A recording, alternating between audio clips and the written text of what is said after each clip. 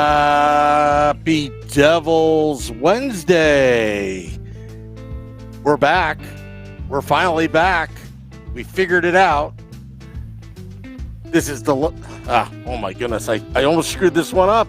This is the State of the Fan Address, episode 20 on the Let's Go Devils podcast channel. I am your host, Sam Wu, here with Nick Villano of Pucks and Pitchforks, the editor-in-chief. We're going to be talking a lot about prospects, fantasy hockey. We're going to get Chris Wassel, take two. And, sorry about last week. It's just one of those things. We're working on it. Basically, we've had enough with that cable company, but it's going to take a few months to transition off that cable company. But for now, everything's working. So, hello, everybody. Lots of stuff going on. Devils are putting out a lot of content in the last 2 days. Nick, how you doing, man? How was your Labor Day weekend? And is that? It sounded like you had more to say there. No. I'm just looking at all these comments that are rolling in, and I just got distracted. Sorry. Okay, so no, I mean it was. I was covering a hurricane for most of the weekend. It didn't hit us, so I'm thankful. Thinking about people who did get hit, that it's a lot of sadness. But we're not here to talk about sadness. We're here to distract you from all the sadness that is our lives and everything like that. So I'm excited about all the things we have to talk about. I mean, we got Chris Wassel coming on. He's going to talk about the the Clayton Keller contract and why Devils fans should care about it. We're going to talk some fantasy hockey. We're going to talk about what we think about Jack Hughes' first season. We're going to talk about a goal song, Sam. We hear we have some power now. We have some power when it comes to the goal song. So let's go on that. And then, Sam, I've been waiting to play this game. Your cable company ruined it. And now we get to finally play the game that I've been clamoring for, Sam.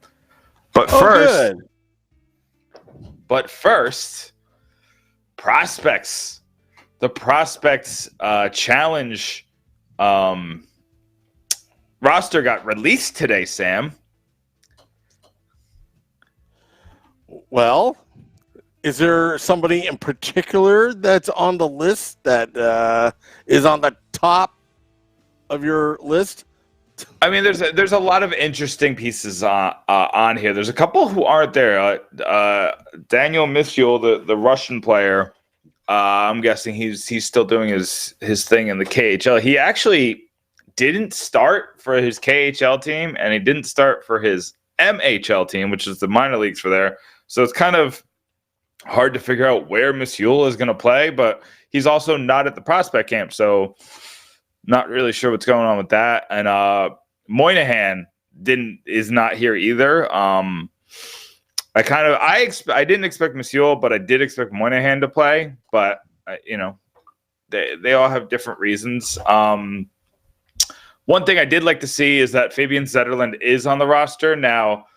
He's coming back from a lower body injury that he suffered last season. I believe it was a knee injury.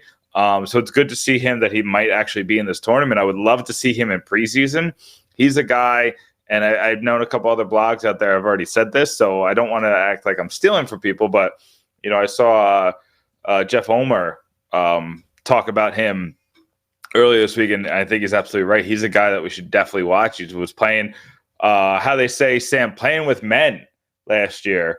So very, that was a very, very nice sight to see. And maybe he's not going to play. Maybe he's just going up there wearing his number 59 to feel good. But I really hope to see him play. I hope to see him play in the preseason, too. I think he's a guy that might make a Jesper Bratt type impact in the preseason. I don't know if they have the spot for him like they did for Bratt a couple of years ago, but be interesting to see him push a couple guys. And the rest of it, the players I'm really excited to see, Sam, are the goalies. I know, obviously we have the Jack Hughes. Obviously we have the Ty Smith. Obviously we have Jesper Boquist. We're all really excited to see them. But I'm really excited to see which of these goalies really kind of makes a statement between Jill Sen, Kira Schmid, and Evan Cormier. The Devils have a lot of these goalie prospects. All their goalies are fairly young. Throw Mackenzie Blackwood in that list. I need to see who's going to be the goalies of the future, who's going to take over when Schneider leaves. And they probably have it on this roster. The guy who's going to split time with Mackenzie Blackwood in 3 years. But, there's a lot of interesting things. It was nice to see Nicholas Kanad make the roster here. He's a guy that got an invite to development camp, and now he's back with the Devils again. I don't know if he's going to get a contract or not. I was trying to figure that out. It's always hard to find these minor league contracts if you don't catch them when they happen. And then the one guy that I love, and he's my favorite draft pick of the entire bunch, is Graham Clark. Graham Clark is a guy that I just think he could be so good if we could just get a coach to get him going on, focusing on what he does well, and then kind of fixing those little things that he still needs work on. He needs to work on a little bit on his consistency, but he's got one of the best shots I've ever seen. I just really I think Graham Clark is a guy that in 3 years can be a guy where we need him on the team right now. Yeah, I mean, this is what I'm looking for in the prospects camp. I mean, you want a lot of these young players to get a taste of real soon to be NHL competition. Sometimes in these camps, you'll find a diamond in the rough, someone that you just had no idea, because some of these players come from obscure countries, and they come out of nowhere. I won't say it's obscure country, but but in the later rounds, Pavel Datsyuk, back about 20 years ago, being drafted. I mean, in the 6th, 7th round, this guy comes out of nowhere. Yeah, and so it's something I like to see. Are the Devils live streaming this like they have in the past? So Sam, I've been talking with some people, and based on what they've told me, they're putting the full court press out there.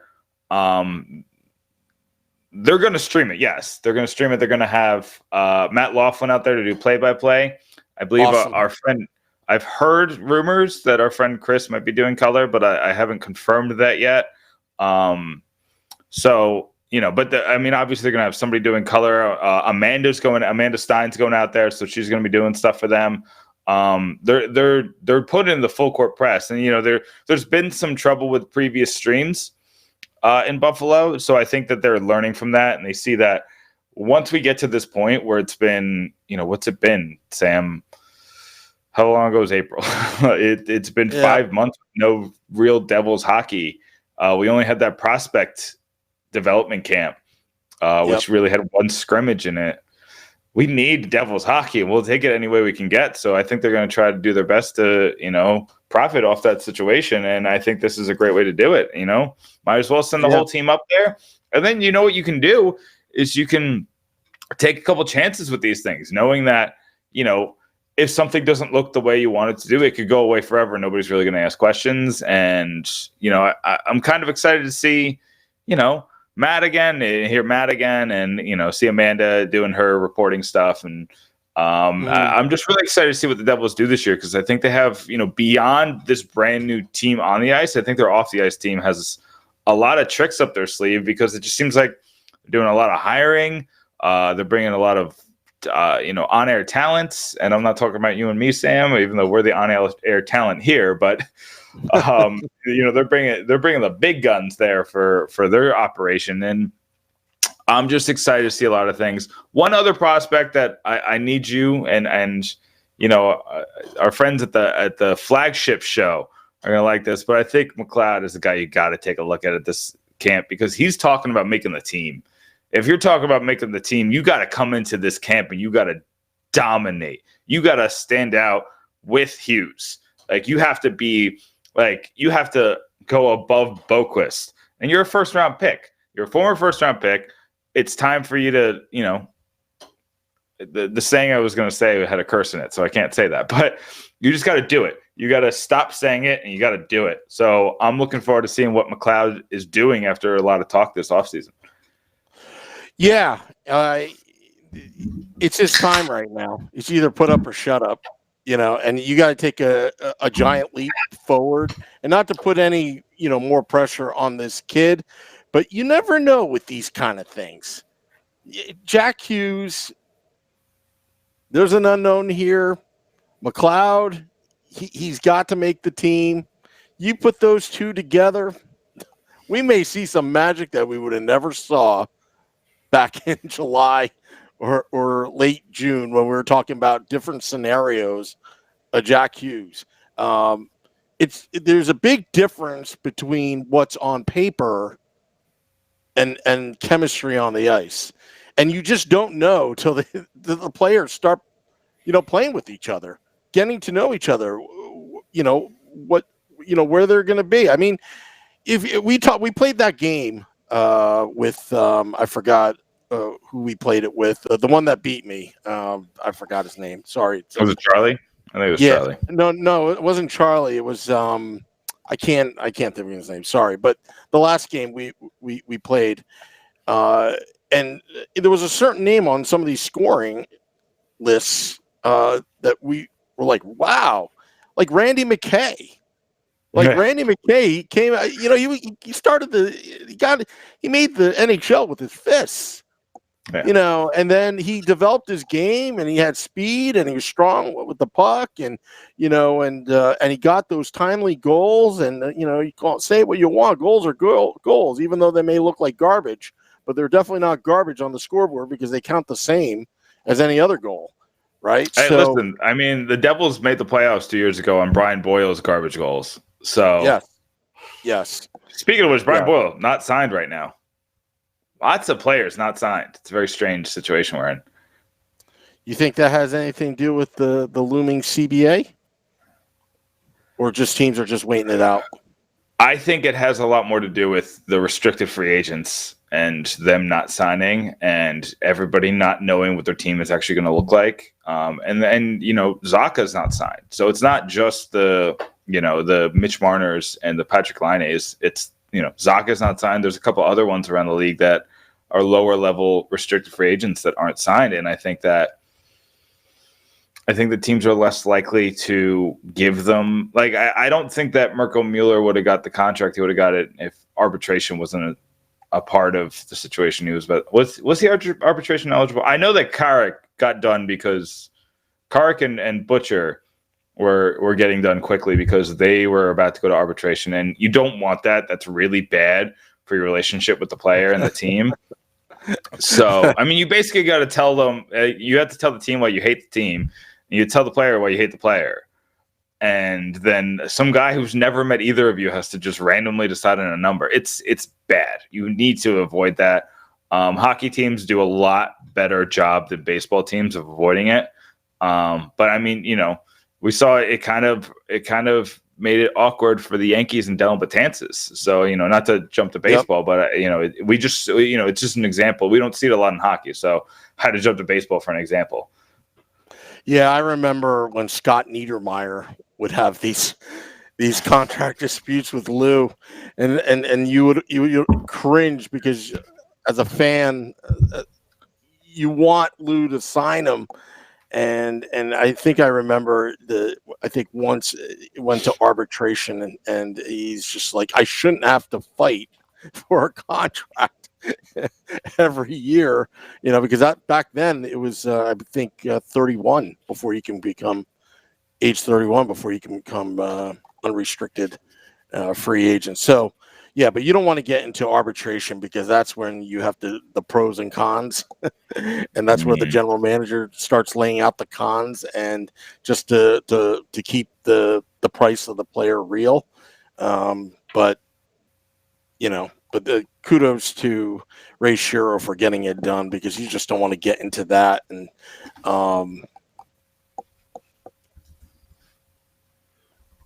I agree. But I think it's time to get our guest. Don't you? Okay. Well, why don't you go solo, and I'll be back. Okay, so these comments have been. Let's see. So we got a lot of talk. We're talking Zaka on the thing. We're talking Zaka on the comment section. Lots of talk. Is Zaka a bust? Is Zaka not a bust? I mean, for who got taken after him, I'm not thrilled with what we're getting out of Pavel Zaka. I think Pavel Zaka, he's one of the better penalty killing forwards in the league. So that's not nothing. He can score. He's still supremely skilled. But I don't want to call him a bust yet. He's still 22.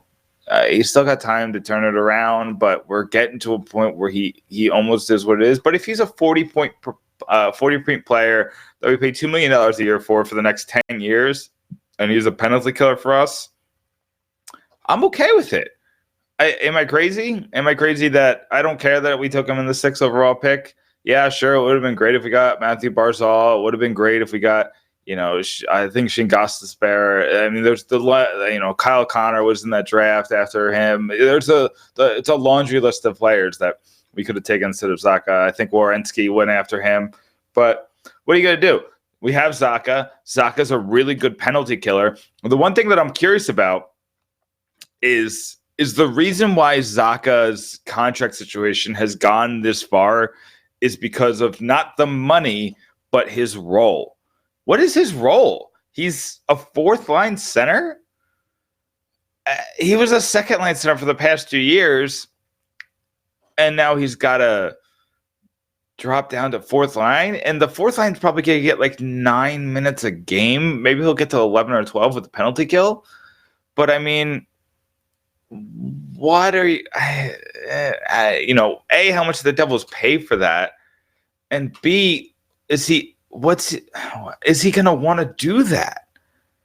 So I don't know, but I don't think the Devils are going to trade him because what are you going to get from him at this point? He's shown not so many great things. Teams don't like to pay for that two-way game on a player because they feel like they could get in other places.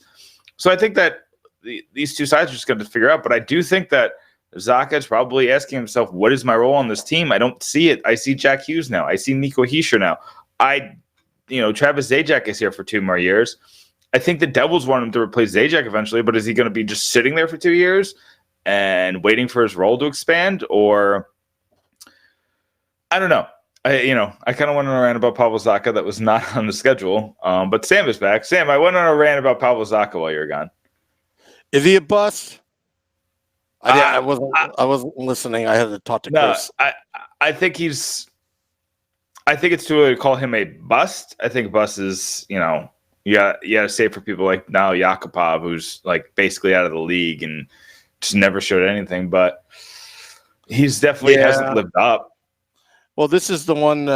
We talk about Nolan Patrick and Hischier and Jack Hughes and Kako, but no one ever talks about the guy that was drafted after Zaka from the Flyers. That defenseman. It looks like Ivan Provorov. That's right. Yeah. Sorry, I got that mixed up. That's my bad. That's on me. Yeah, but you also got Werenski went after him. Yeah, from the Blue Jackets. So, but. Alrighty, so I should introduce our next guest. He is the host of Fantasy Hockey X, and he writes for a lot of publications, but Dobber Prospects, you can find him on Twitter at Chris Wassel DFS. Chris, you're on the Bobby's Auto Care Hotline. How are you doing? I am doing wonderful tonight. It's always fun to know that hockey season is just a month away. Yeah, it's a month today, right? Oh, actually, let's see. For us, I think it's just about a month now. I think it's October 4th that the Devils take on them Winnipeg Jets. But Chris, we have a ton to talk about, so we just want to get right into it. You know what? We obviously tried to have you on last week to talk a lot of fantasy, and we will get into that this week. But a bunch of stuff happened since last week, and I kind of want to get your expertise on it. I especially want to talk about, you do talk a lot. I've seen you have some interesting comparisons in some of your writings and some of your analysis. So I kind of want you to talk to me about this Clayton Keller contract. Clayton Keller, the Coyotes signed him to I believe it was 8 years, $7.15 million deal, per season. And it from the looks of it, that seems like something I would want Nico Hischier to sign. And if Ray's looking at this, I'd hand him that contract right now. What do you think, Chris? If he can get Hischier to sign that type of deal, I'm literally driving to Prudential Center, and I'm nominating Shiro for St. Hood. I mean that now, unfortunately for New Jersey, sets the bar. It sets it a little high because, well, let's be honest. If you look at just strict numbers, guys, Nico Hischier is more of a play driver than Clayton Keller could ever be in his dreams. He's a better passer than Clayton Keller could ever be in his dreams. And last I checked, Hischier doesn't really need much to create offense because we saw that last year. Even without Taylor Hall, Nico Hischier still had a pretty darn good season, even when the whole house fell around him. That's saying a lot. And you could not say that about Clayton Keller in his sophomore season. Everything fell apart, and then it really fell apart for him. But Arizona saw something in him. I don't see it necessarily, especially defensively and play driving wise, but they gave him an 8-year, about $7.15 million AAV contract, which puts Hischier somewhere in the $7 to $8 million range. So you think that Nico's going to get more than this? I think he could very well get more. If he wants it, he'll get it. At this point, if he wants it, he will get that type of deal. If he works with the Devils, then you're looking at something more towards what Keller received this morning. So, if things are going at a relatively amicable manner, then if Shiro says 8 years, $57 million, and Hischier says, "Oh heck yes," then we're very extremely happy Devils fans. Yeah, I mean, I think he very well might get, So what would that be? They'd be like, it would be around the same, like 7.2, 7.1, 7.2. Yeah, I mean, I'd be thrilled if that's the number. I'd be ecstatic. Shoot. I mean, you have to look at it in this sense. I knew something like this was going to happen, and Arizona's, I don't want to say dubious in their way they lock up their players, but sometimes you kind of wonder, it's like, okay, we want this guy to stay, but wow, we're really just going to drop the dimes and pay him a whole bunch of money. I didn't expect 8 years, to be honest. I figured 4, maybe 5, somewhere in the $6.5 million range. But when somebody basically said, "Oh, League Source has him at 7+ for 8 years," I was, wow. Okay. Now, I mean, it's a lot. At least for the Devils fans, media, and everyone else alike, you now know approximately what Hischier is going to see in his next contract. So in that sense, it's good. At least we know. We may not like the amount necessarily, but it's not terrible either. Yeah, I mean, we live in a different world, where, from when Taylor Hall signed his $6 million contract, it's just not. That's not what these players are going for anymore. And we see players that aren't afraid to hold out. I mean, look at right now. We have, was it like 10 to 20 restricted free agents are sitting out, and teams are now, I think they're going to take this proactive move of trying to get this done a year early. What do you think? It's going to become an inevitable trend. It has to, just so you don't see this ever happen again, or at least if it does happen, it will be to a much lesser extent. You're not going to have the jam up that you're inevitably going to have at some point next week. You hope that one of the bigger dominoes falls before training camp starts later next week. Still not sure that happens though. Yeah, no, I don't know. These contracts are tricky, but I want to move on to the Devils' other center, Jack Hughes. This is something that we've had on the docket for last week, so we're just going to roll right into it. What do you expect to see out of Jack Hughes this season? I was kind of thinking about this earlier, where I just kind of wrote as if Jack Hughes is already a player, somebody who you can count on, and I was kind of worried for myself that I did that because. You never want to assume these things, but is this the type of player that it's like, okay, he's got automatic production, or is there any downside here? Okay, there is a tiny bit of downside, and it's not downside in the sense of that it's bad necessarily. Just downside in the sense that the Devils may try to ease him in early. You're going to see a lot of situations where Hughes is put into a more of a offensively suitable scenario, especially at home whenever the Devils have last line change. Expect Hughes to be deployed heavily in the offensive zone, say the 60 to 70% range even. Can't do that on the road, obviously, as much, but at home they can kind of manipulate things and put him in a middle six role with a power play enhancement, basically. And in that sense, that's not terrible. He will be eased in. He's certainly not going to play 17, 18 minutes a night right off the bat. I don't expect it. I don't think anybody in the Devils organization would necessarily do that to him, at least right off the bat. Now, later in the season, you're going to see those numbers at some point with Hughes. He's going to be able to handle playing second, if not first, even some first power play unit ice time. And he's going to see more of a second line center role as the year goes on. And if you combine the two, that's about 17 minutes a night for the typical top six forward. So his production value is going to go up as the year goes on. He'll hit some wall, some random point in the middle of the season, but he will finish with a flourish. If it's Jack Hughes, I know and I've seen over the past two to 3 years, and tearing up the U.S. developmental league like it's no one's business. The Devils and the fans have nothing to worry about, guys. Well, that's good. I'm glad there's nothing to worry about. It was shocking to me that I wrote it that way, and I was like, I literally just assumed this. I was like, I shouldn't do that. Just for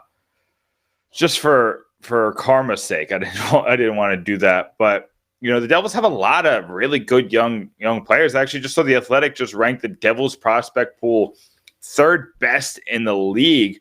Now, kind of talking about that, the prospect pool and kind of the lineup, it seems like the Devils have one spot available, barring any injury, for that opening night roster on the forward side. Who do you see fighting for that last spot? Yeah, this has been tough because look, there's a lot of good young prospect forwards. It's no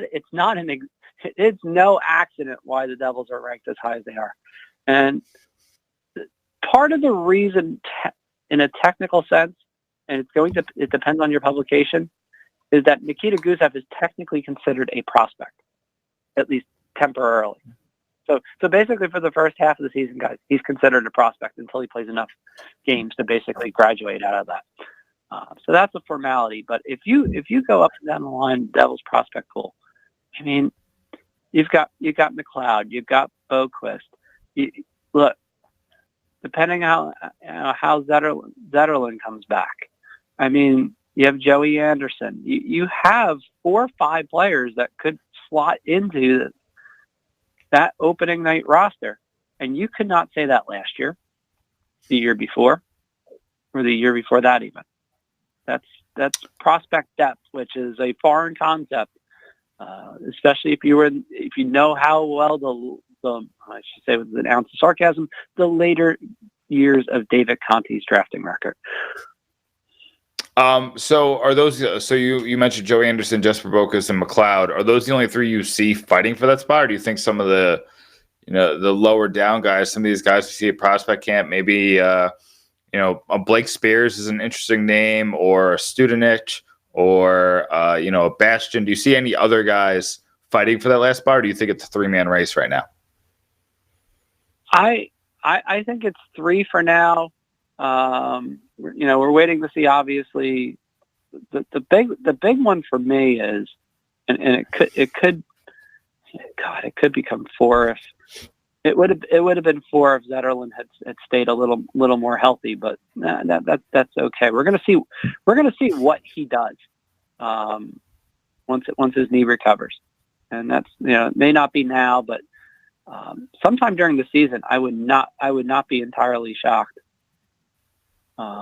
if Zetterlund gets a shot with New Jersey. He may have more talent than any of the other 3 guys mentioned, and we just don't know it yet. That's what's scary. I've liked Zetterlund for a while, but for Zetterlund, it comes down. Can you bubble wrap his knees? I mean, if he can just stay healthy, the talent is there. There's no question about it. It's just has to stay. Look, it's like Sergei Bobrovsky with his groin for a few years. He just had to find a way to keep the groin healthy. He's fine now. He's fine. Same type of thing. Zetterlund has to find a way to strengthen the knees at least a little bit. There was found to be a little bit of a structural flaw in his right knee in particular. So, hopefully it was rectified over the summer, and he's one to still keep an eye on. Yeah, I don't like structural issues, Chris. But no one does. Hey, no. Look at people already in LA now. That's a big time structural issue, and now LA is really not sure what they're going to do with him at all. So think of it that way, guys. It could be much worse. I mean, you're talking a player's career, or at least in this case with Zetterlund, it's just okay. It's several months. A much different case out in LA with the especially the first round pick. Oh yeah, it's a nasty dynamic. So switching now to your expertise is fantasy. Devils have a lot of high end guys, so you could take in fantasy this year. Taylor Hall, obviously, but also Subban, and then a couple surprises like Nikita Gusev and Nico and Hughes. Where are you seeing these guys go in drafts? And obviously, you don't have to give me an exact number because not a lot of drafts have gone yet. But where do you expect these guys round wise to go? All right, so if you're looking down in your pools at least right now, Taylor Hall's going probably round 1, round 2 in most of your leagues. That's a given. I'd have him in round 1. I may be biased, but that's just me. Something tells me contract year. He's pretty angry at how things ended last season. I think he's going to come back just fine. There's really little or no issue, and everything that I've seen from the summer with Taylor Hall, that the knee is perfectly fine, and there's no problems at all. Now, going down a little bit, say, Nico Hischier, etc. Hischier is an interesting case because it's going to depend in the league that you wind up drafting in. Let's just say league. like a general points league, just so because it's easier to follow along on a podcast. Yeah, absolutely. He may go a little low in some leagues. He may go in a 12-team league. He may go 8th or 9th round even, or even later, just because some fantasy owners will get caught in the idea of Hughes outpointing Hischier somehow. I don't see it necessarily, but there's always a slight possibility. Things happen, so from that standpoint, I have 8th or 9th round right now. His ADP in most leagues, or nice fancy way of saying average draft position, has been in the 90s. So it does at least meet up with what the projections are suggesting. What about Subban? Subban's a guy I'm kind of trying to figure out. We're going to be doing the Pucks and Pitchforks fantasy league, later this month. So where should I be looking at Subban here? Yeah. Okay. Subban's a little bit different. Again, depends on your league. I go, personally with him. I think you could get away with getting him a little bit lower this year, just because of there being just an overabundance of defensemen that people want before him. And look, you'll get some fantasy owners that flat out will just not. They won't downplay Subban's importance to New Jersey from a fantasy standpoint, but they'll just Subban will just kind of get lost in the flow, so to speak. So he could go 10th or 11th round. He might even go 12th. And you could get a good steal for him, to be perfectly honest, because he's a top 100 player. There's no question that he is a top 100 player across the board when he is rolling. And I still will say there was something wrong with that right shoulder last year. Even though people in Nashville don't believe me, but there's something off there for quite a while. Wait, people in Nashville don't think he was injured? I thought it was clear that he was injured last year. Oh, there were some that definitely thought that this was just, he wanted out. There's a few, believe me. Yeah, it's a weird dynamic with Nashville and Subban last year. I don't know. I guess maybe because the power play went so south there, and they don't want to look at the fact that maybe it was coaching, perhaps that was the problem. But I look at it this way: their loss is considerably the Devils' gain at this point, and I think it's going to pay some nice dividends for not only the Devils but for fantasy owners alike. Now, and this is probably the last question, Chris, before we let you go about your life. I know you've been waiting a whole week for this, and that's our bad. But I just want to talk about the guys. You talked about Subban being a late round get. Are there other late round gets? I know one of the people in our chats. Let me try to find who asked about this. But Eric Leppert asked about Wayne Simmons. He said he thinks Wayne Simmons will be a pleasant surprise. And Balin Waterhouse asked about Palms. Do you think that those could be some late round flyers? And there are any other late round flyers that you would put your money on the Devils this year? There's quite a few. Well, let's put it this way: there's more than usual. And that's far from a bad thing. For one,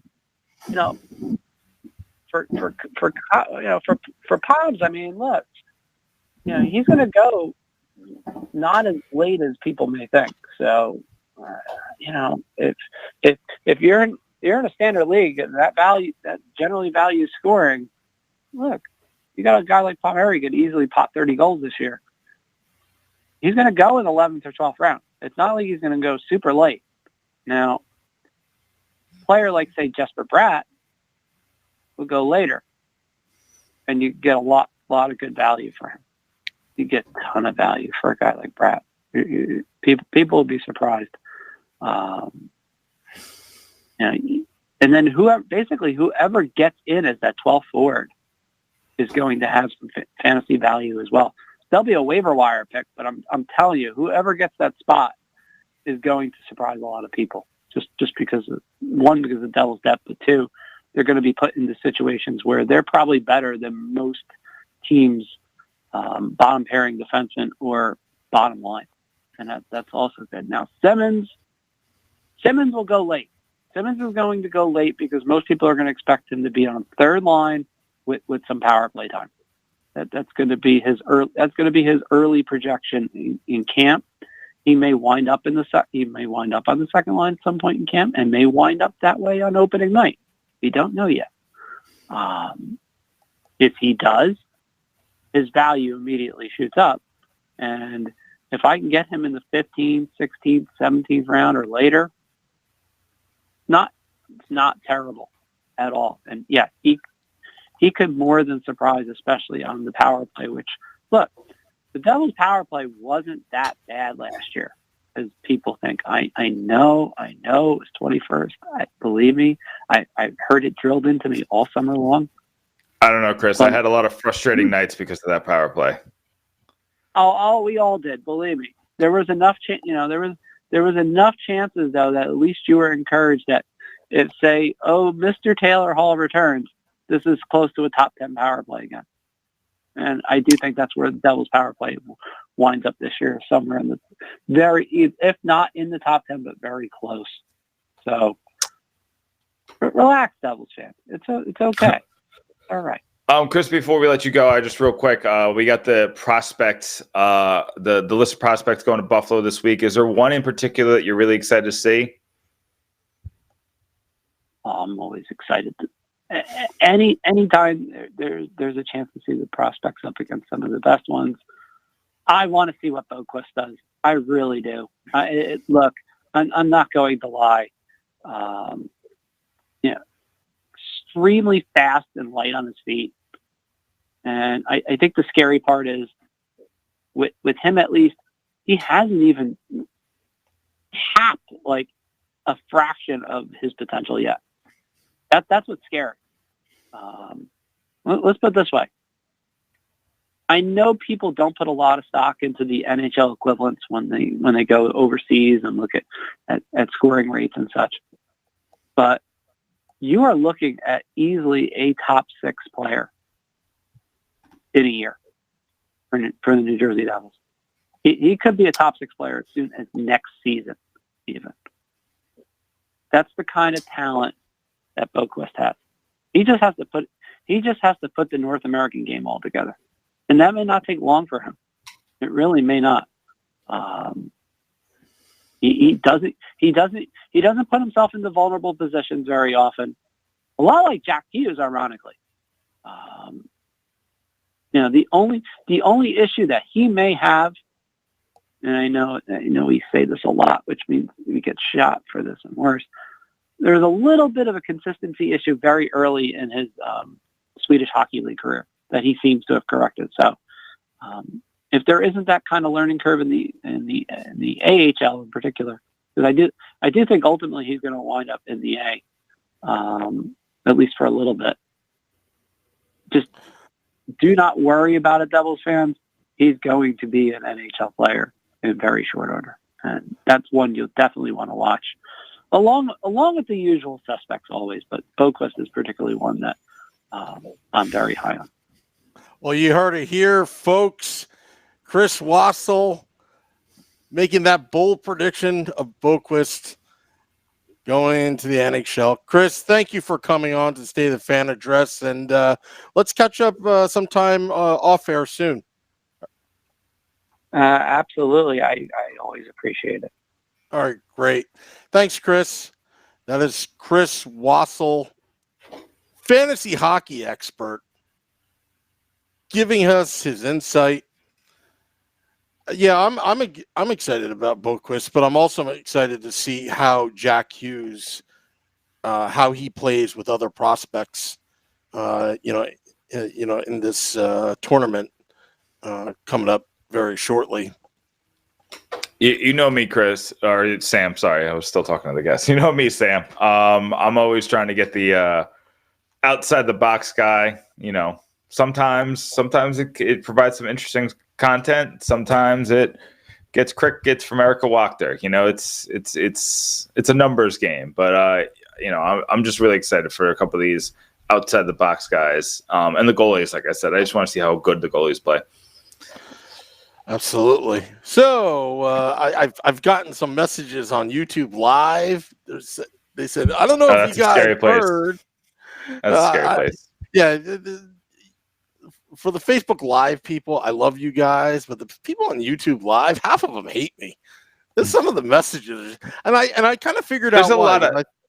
There's a lot of hate watching on YouTube. It's mostly hate watching. It's almost does YouTube do anything besides just have people play video games? I really don't know, other than half of these names are screen names. They're not even felony strutter. Like, who the heck is that? Right. So, But one of the comments was, I didn't know if you heard, but there was the Devils did something with the goal song, and I know that's a hot topic. Should we get Goal into that? song. Yeah, goal song. Yeah! Go team! Go team! We got to keep it clean. Yes. Well, yeah, we're gonna keep it clean. We're not gonna. I just throwing this out there. We're not gonna talk about the old songs. We're just gonna move forward. No old songs, all new songs. We're actually doing a couple things with this, Sam, at Pucks and Pitchforks. I'm gonna do a shameless plug, real quick. We got Jersey Joe. He's gonna pick 5 New Jersey bands that he wants to make a new song specifically for the Devils, and then I am going to write 5 songs about the Devil that the Devils should use for their new goal song. And you know what? If you guys go on our Twitter once we write it and you pick one, maybe I'll make that our official Pucks and Pitchforks vote, and I'll send that right in there on their little box of voting. Yeah, well, I have a couple of opinions. Sam has opinions, guys. Whoa. Yeah. Impressed. Well, one of the things I liked when I went to Flyers Devils about a year ago, or maybe 2 years ago, they didn't play one specific song every time the Flyers scored. It was within the situation. And of course, they had the sponsorship where the third goal was the chicken dance song because Chick-fil-A sponsored the third goal, I guess, that the Flyers, the Flyers score. And then if they score 6 goals, then they play it twice or something like that. But whatever. But are the Devils going to be doing that, taking like a vote of all these songs? You think, or some players I think deserve their own song with this score. I've been saying this. Give the players their own song. I don't know why this is so hard. So somebody on Twitter was like, "This is a stupid idea because what if it's a tip in and you don't know who? Who cares? Whoever shot the shot, whoever you think scored the goal, have Kevin Clark go there, hit the button, pick a song. If we learn 20 minutes later that Travis Zajac actually tipped it in, it wasn't a Nikita Gusev goal. Who cares? Like, we could play the song again, and we get excited again. More excitement, Sam, because we could get to play the song again, and then we could sing along with the song. We get excited for the songs. Taylor Hall songs when we're hearing, when we're hearing over and over again, we could start to sing along to. And then when the rookies come up, when Fabian Zetterlund comes up and he scores his first goal and he puts some Swedish gibberish on the loudspeaker, we get to get excited about hearing his new Swedish song, probably something Avicii, I don't know. I think that this is the best idea. Give them their songs. This is like walk-up songs. Why aren't we doing this? This is the smartest thing to do. Oh, absolutely. But I have a feeling I have a feeling like, I got to give him credit because I was actually taken back because I thought this was already put to bed a couple years ago. I mean, when I thought so too. New ownership came in. The biggest problem I had when they new ownership came in, I remember opening night, the Devils score, and they didn't tell us. And then as soon as they're playing Bon Jovi, "This Is Our House," you should have seen the faces of everybody in the crowd, like the WTF look, like what just happened? What just happened? And then you can't boo, So it was weird, but I think that was a learning curve, and I'm sure they've got a plan going on, for this. But it definitely generated quite a bit of buzz on social media this afternoon. Yeah, I mean, I've seen a lot of opinions.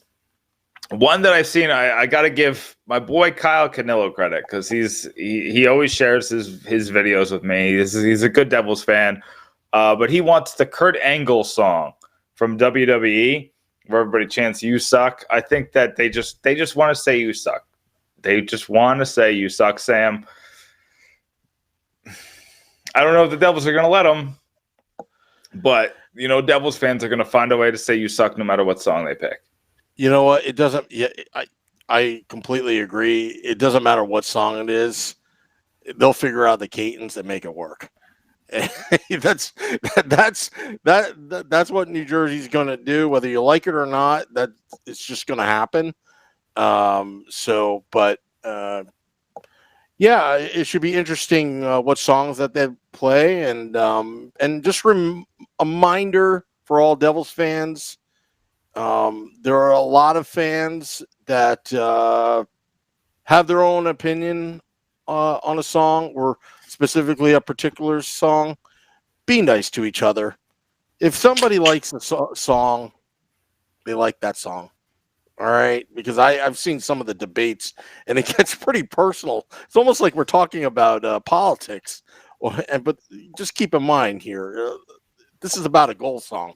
We're not here to try to kill each other, but some of the debates are pretty intense that I've seen, not just now, but in the past, when the goal song was taken away, then put back, this and that. But I liking the idea of a variety of songs for kind of like a themed outlet, depending upon the situation. But it will probably, you know what you've never heard anybody fight about, Sam? You've never heard anybody fight about a baseball player's walk-up song, because nobody's going to fight the player picking his own song. I have fixed this already, Sam. I have fixed this. Yeah. So should we get our next? Let's go play our game before I get all more hyped up. You know what? If you wouldn't mind, if you could send me that. I hate to do this on air. If you could text me that number. Oh boy. Yeah, of Dave. Yeah, because I'll find that Dave's was from number last week. Yeah. I'll do all the stalling. So while you're looking, I will do all the stalling for you. Yeah, I mean there are other songs. I mean, if Bruce Springsteen did a goal song just for Jersey, it'd probably sound like this: Jersey, we score.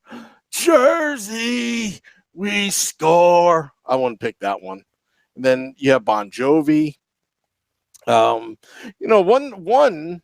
that I always, it's not really a goal song, but one that I always thought was interesting. Do you ever see Selena Scene, where they take like sports moments and they play the Titanic song? Oh yeah, that's pretty, that's pretty funny. Don't.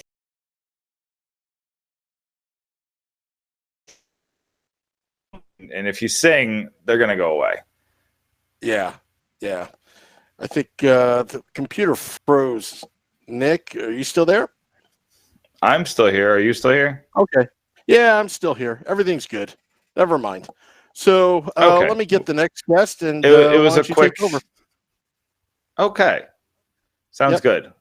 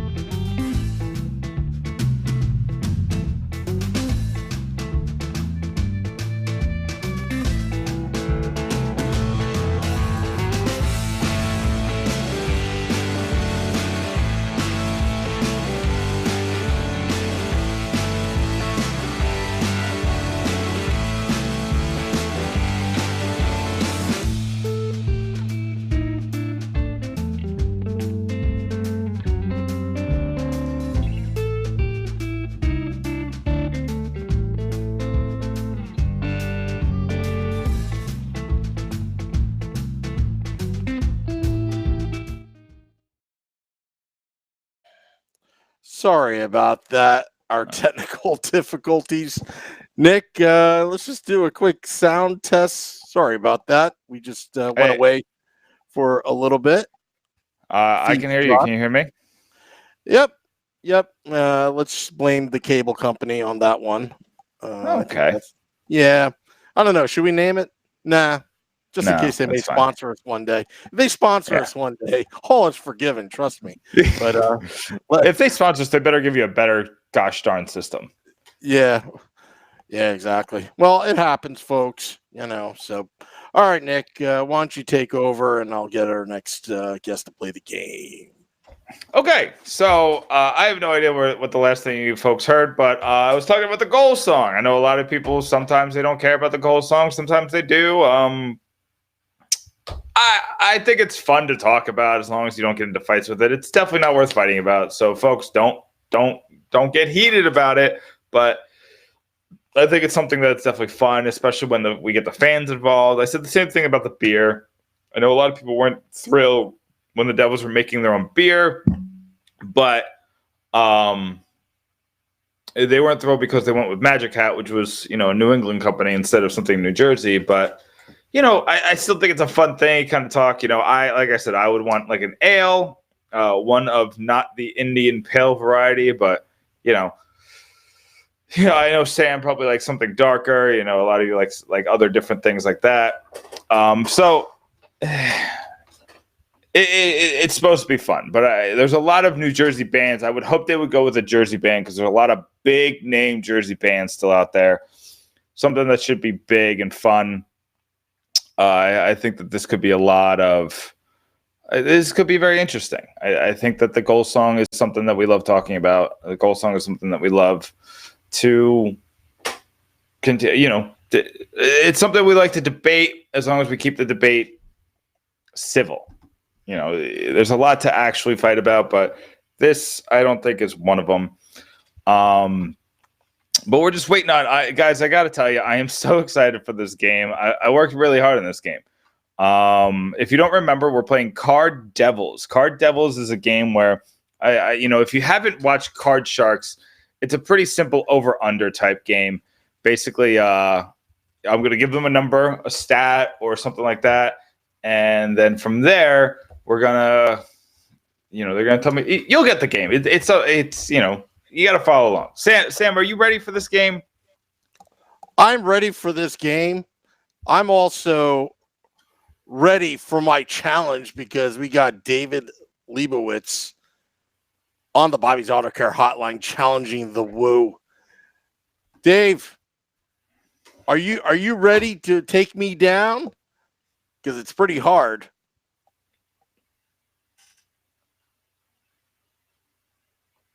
Are you there, Dave? No, he's not there. All right, try again. Actually, you know what?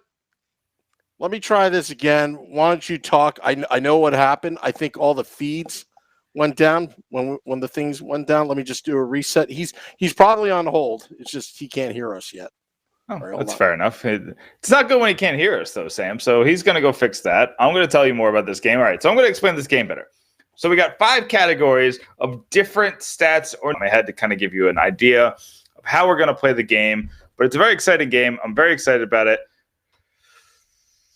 So hopefully Sam can figure out our technical difficulties and we can get these kinks. See, this is what the preseason's for, folks. This is why we do preseason.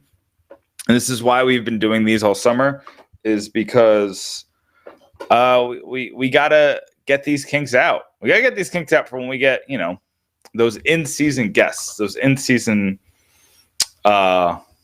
those in-season people to talk about in-season hockey. We expect some of you great Devils fans to really do some great things once the season starts, and we're going to do it with you. We're going to have some fun. Right, Sam?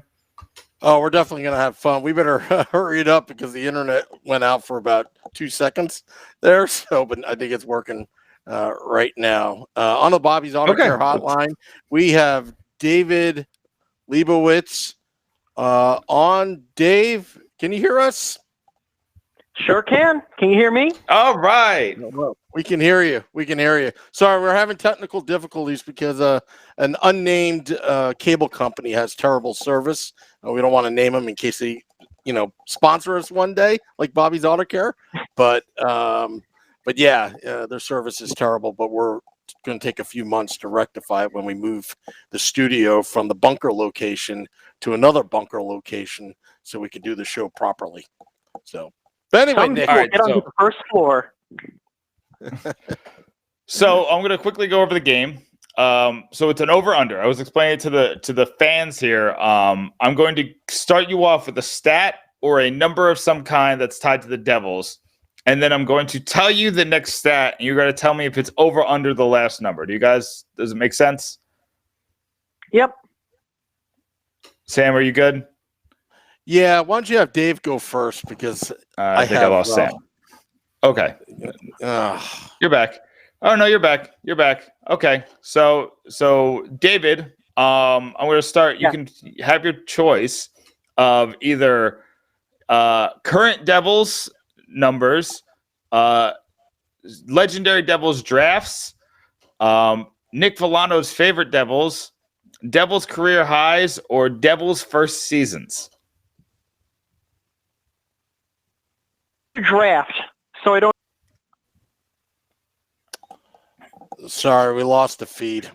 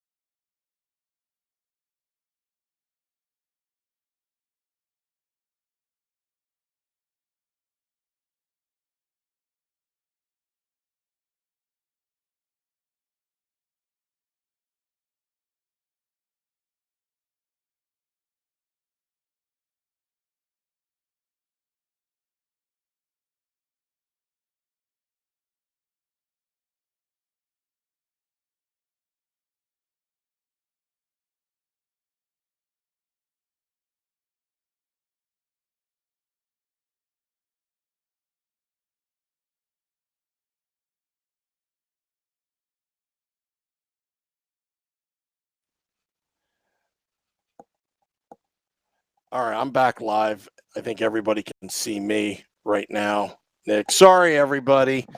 I'm trying to fix our feeds again. Terrible cable service, but unnamed cable provider, which we're working on. We are going to rectify this in the next couple months. Sorry about that. Right now, I'm trying to get Nick Villano on right now and get our guests back on and try this again. As I'm doing it, on the fly. Again, this type of stuff is very complex. There's a lot of networks that you have to go through. Nick's in Florida. I'm in New Jersey. Dave, I don't even know where Dave's at. Right now, I'm getting Nick back up. Nick, think you're going to be up now? Yeah, I hear you. Let me just try to get Nick back on. I'm on. Can you hear me? Can you hear me? I can't even hear you. I can hear you. So you just maybe you need to pull me up. Oh, I got you. Okay. Okay. All We're right. good. All right. Dave, are you still on the line?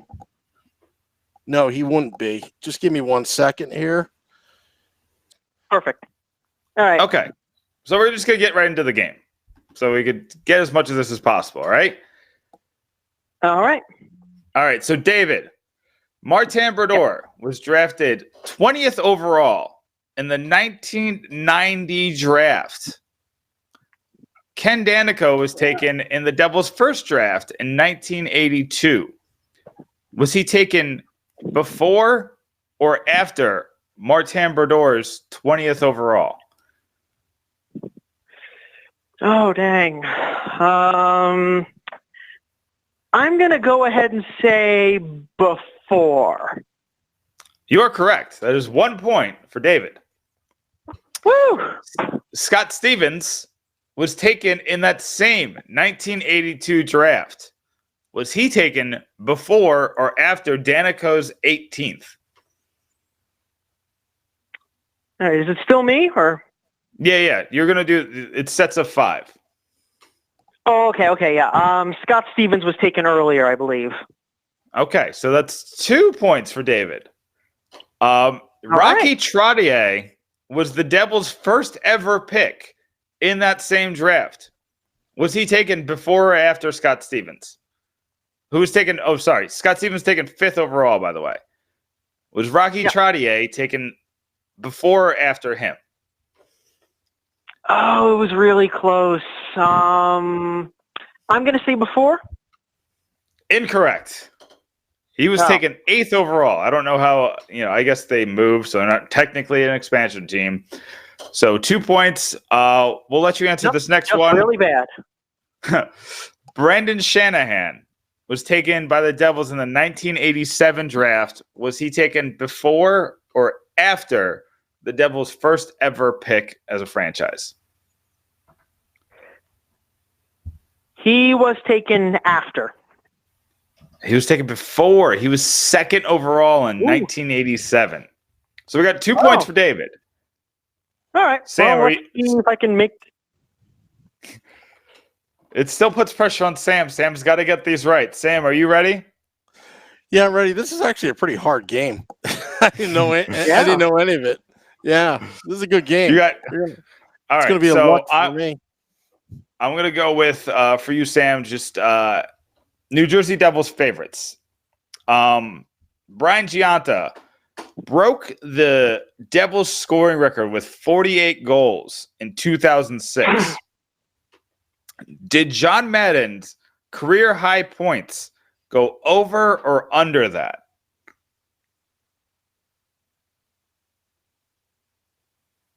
Over. Incorrect. His career high in points was 43. You're kidding me. Yes. Yeah. Now remember that number 43 is, does Patrick Elias playoff goals in his career, is that over or under 43? Is that for me or Dave? That's still for you. Oh, geez, these are hard. I'm just gonna guess. So you're talking about 43 and total playoff goals, or Yes, goals in his career. sorry, I couldn't hear you. Your feed dropped out. Oh, total playoff goals in his career. Patrick Elias, total playoff goals. Over. Correct. He had 45 playoff goals in his career. Woo. Now, was All right. Sergei Brilin's career high in points over or under 45? In points per season? For a No, season? just his career high. The most he's ever scored in one season. Most lower. It was over. He scored 52 points in 2001. Scott Niedermayer had Scott Niedermayer's best plus minus in his career. The best season of plus minus, was it over or under 52?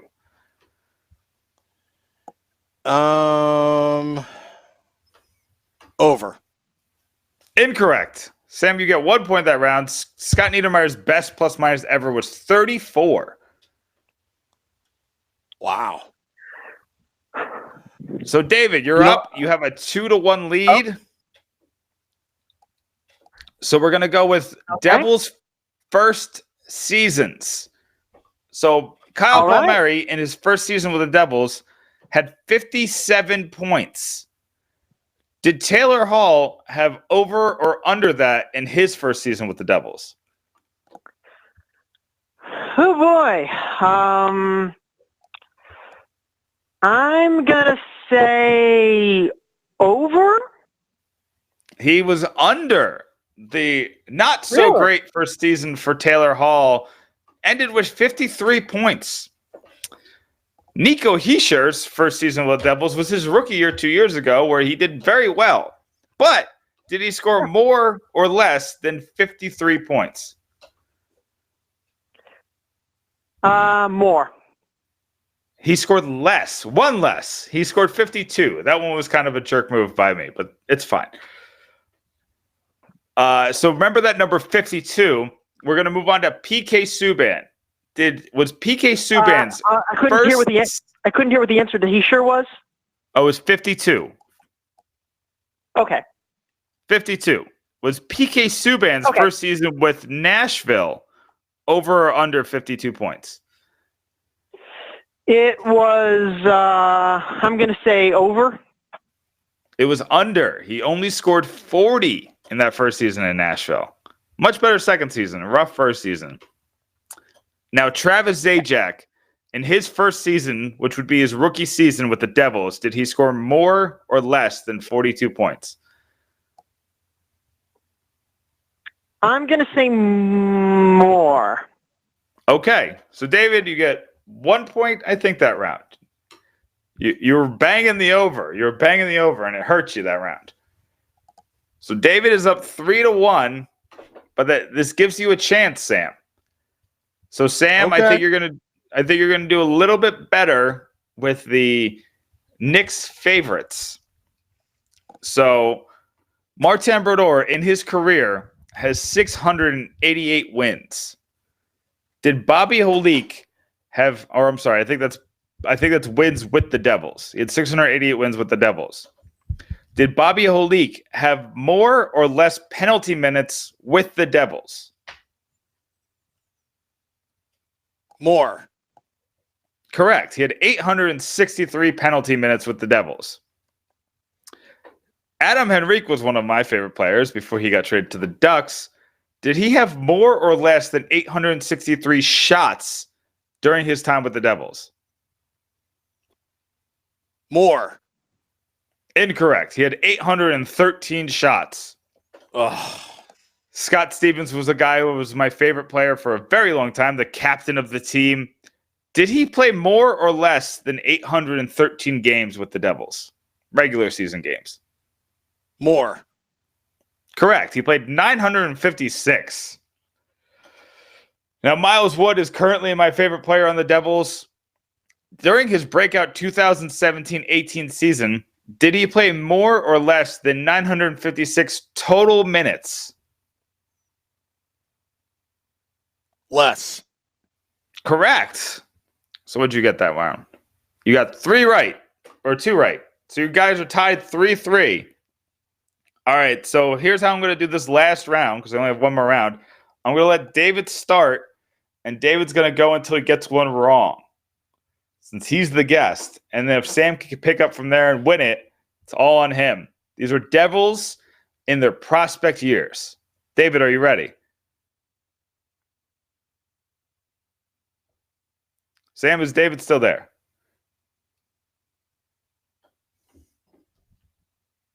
I think I lost both of you.